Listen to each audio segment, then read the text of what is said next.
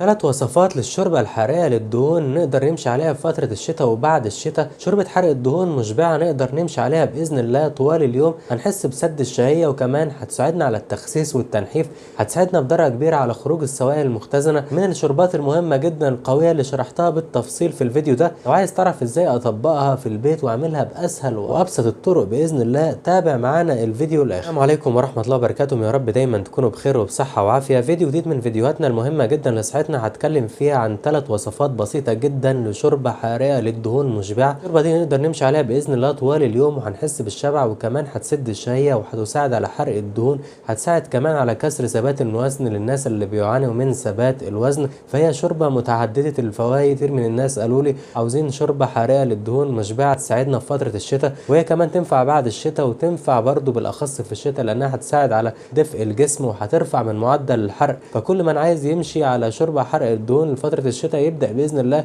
يسمع الفيديو ده كويس ويتبعه، وبإذن الله هيلاقي تحسن كبير في معدل حرق الدهون، وهيلاقي كمان المقاسات هتبدأ تتغير والدهون كمان هتبدأ تقل بدرجة كبيرة. شوربة البقدونس للتخسيس وللتنحيف من أنواع الشوربة المهمة جدا اللي هتساعد على التخسيس والتنحيف السريع. وطبعا عارفين فوائد البقدونس، هيساعد على خروج المياه المختزنة كمان، وهيساعد على رفع معدل الحرق، وكمان هيساعد على تنظيم حركة المعدة والجهاز الهضمي. فشوربة البقدونس من الشوربات المتعددة الفوائد، بتساعد على التخسيس بدرجة كبيرة. المقادير بتاعتي في شوربة البقدونس هقولها لكم بالظبط بالتفصيل.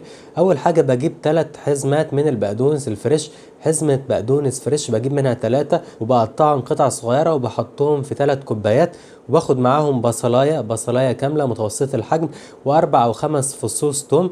وبعد كده بجيب ملح وفلفل اسود وكمون، يعني بهارات برضو بحطها بمعدل مثلا معلقة صغيرة بحطها في طبق جنبي. وبجيب كوباية من الجبنة قليلة الدسم، كوباية يعني بمعدل مثلا 5 أو 6 معالق من الجبنة قليلة الدسم. وبجيب فلفلتين من الفلفل الرومي الكبير، وببدأ احطهم واقطعهم قطع صغيرة. بجهز كل المكونات دي في طبق، وبعد كده بجيب معلقة زيت زيتون صغيرة بخليها برضو جنبي. وبعد كده بجيب نص لتر مية صافي او معدل 3 اكواب من شوربة اللحمة او شوربة الدجاج، يعني لحمة او فراخ، بس الشوربة تكون منزوعة خالص من غير جلد ولا دهن خالص، يعني اللحمة او الدجاج المعمول بيها من الشوربة ما يكونش فيهم اي دهون خالص، تبقى الشوربة الى حد كبير قليلة الدسم. بعد ما جهزت مكوناتي وقطعتهم في قطع صغيرة وحطيتهم في طبق، ببدأ بقى بعد كده بجيب طاسة من طاسات التيفال، ببدأ احط فيها البقدونس المتقطع قطع صغيرة والبصل وكمان الثوم والتوابل بتاعتي بحطها كمان عليهم من فوق الوش. بعد كده بحط معاهم معلقة زيت زيتون وبقلبهم شوية لمدة 3 دقايق مع زيت الزيتون. بعد كده بجيب نص لتر المية او بجيب 3 اكواب من الشوربة اللحمة او الدجاج، بحطهم بعد كده في حلة وبحط عليهم كمان الخضار اللي انا حطيته وعملته على النار وقلبته وشوحته شوية بالزيت. بعد كده بسيبهم يغلوا مع بعض 10 دقايق، وبعد كده بضيف برضو التوابل بتاعتي زي الملح والفلفل الاسود والكمون، كل ده بضيفه وبسيبه على النار لمدة 10 دقايق. بعد كده بطلعهم واسيبهم يبردوا ويدفوا شوية، وبعد كده بجيبهم واحطهم في الخلاط. بجيب ده كل المكونات دي واحطها في الخلاط، وبحط معاها كوباية الجبنة قليلة الدسم، وبعد كده بضربهم كلهم في الخلاط. بعد كده باخدهم بعد ما خلصتهم وضربتهم كويس وطحنتهم ناعم، بجيبهم وبحطهم في الطاسة التيفال تاني اللي انا كنت مشوح فيها البقدونس وكل الخضار نفسها تاني، بحط فيها المكونات دي وبسيبها على النار لمدة نص ساعة. وبعد كده اطلعها تبرد وبقلبها كويس، وبعد كده ببدأ اكل منها. الوصفة التانية المهمة جدا هي شوربة البروكلي والملفوف للتخسيس بإذن الله السريع ونحت الجسم، حرقة للدهون، هتساعد كل الناس بإذن الله. مكونات الوصفة سهلة جدا وبسيطة. نص كيلو من البروكلي متقطع قطع صغيرة، بجيب نص كيلو بقطعه قطع صغيرة.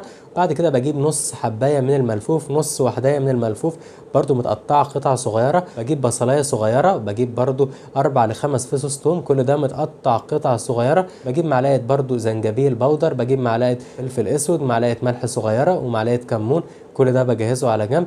كمان بجيب نص كوباية من الكريمة خالية الدسم او قليلة الدسم، ونص كوباية من الجبنة قليلة الدسم، و3 كوبايات من شوربة الدجاج او اللحمة قليلة الدسم، او نص لتر من المية، ومعلقة زيت زيتون. دي مكونات الوصفة. بعد كده ببدأ اجيب طاسة تيفال، بحط معاها معلقة زيت زيتون برضو، بشوح فيها كل انواع الخضروات اللي انا اتكلمت عليها، وكمان بحط معاها التوابل بشوحها لمدة 3 دقايق على النار. بعد ما شوحتها على النار بجيب 3 كوبايات الشوربة بضيفهم عليهم، وبمسك بمسك كل الخليط ده كله على النار، بسيبه يغلي لمده 10 دقايق يمتزجوا كلهم مع بعض. بعد كده بطلعهم يبردوا. بعد كده بجيب الخلاط بحط فيه كل المكونات دي وبضربهم ويفرمهم فرم ناعم جدا.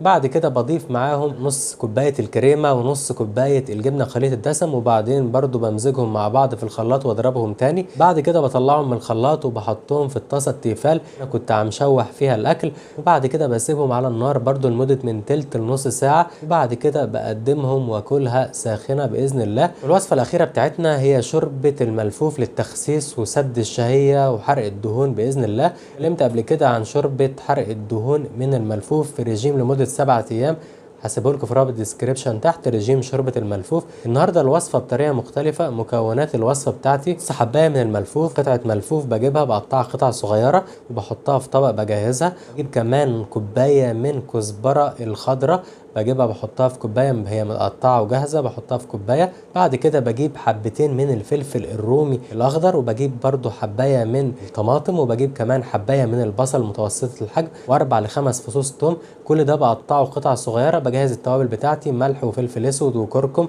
كمان ممكن احط كمون. وكمان بجيب معلقه زيت زيتون صغيره، وثلاث لاربع كوبايات من شوربه قليله الدسم، شوربه لحمه او دجاج او نص لتر ميه. بجيب طاسه تيفال برضو بحط عليها معلقه زيت الزيتون، وبشوح كل المكونات اللي انا قلتها بالتوابل بتاعتي لمده 3 دقايق على النار، كل حاجه متقطعه قطع صغيره. بعد كده بضيف عليهم 3 ل 4 كوبايات من شوربه الدجاج او اللحمه او نص لتر ميه، بسيبهم برضو لمده 10 دقايق على النار يمتزجوا مع بعض كل المكونات بالتوابل بتاعتي. بعد كده بطلعهم يسيبهم يبردوا. بعد كده بروح حاططهم في الخلاط بضربهم كلهم مع بعض لحد ما يتفرموا قطع ناعمه جدا جدا.